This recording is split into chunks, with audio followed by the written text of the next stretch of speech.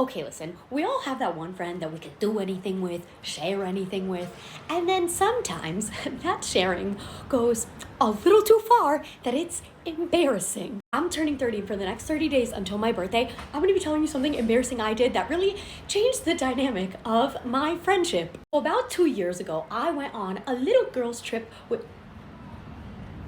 I just fucking ruined my dress that I was gonna wear out tonight. Breathe, breathe, breathe, breathe.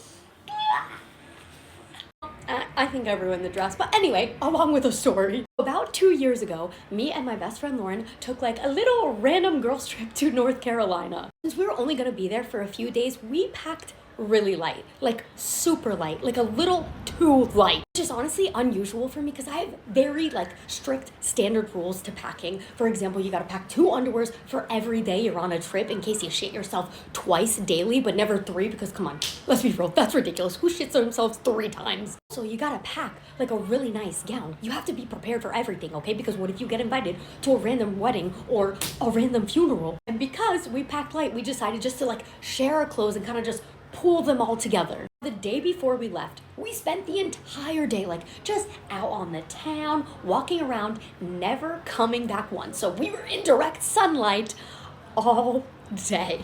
Please keep that in mind. Come back to the hotel after like a day of being out, and I don't know if you've ever seen what two messy girls' hotel's room looks like, but it looks like we've committed maybe like a little small atrocity. Since it was such a disaster, like we weren't even thinking, we were kind of just grabbing all our shit and just throwing it on our suitcases. The entire next day we spent traveling, and we had a huge layover between North Carolina to California. And so while we're sitting, waiting for our next flight, Lauren decides to take off her shoes. Look, I'm never the type of friend to make my friend feel bad about something, okay? I am that toxic ass bitch that I will be like, exactly, to the worst idea you have ever had. But when she took off her shoe, it kind of quite literally smelled like something may have died in there, and I felt like if TSA smelled that, like we would both be in jail. So I turned to her and I said, "Hey, how's it going?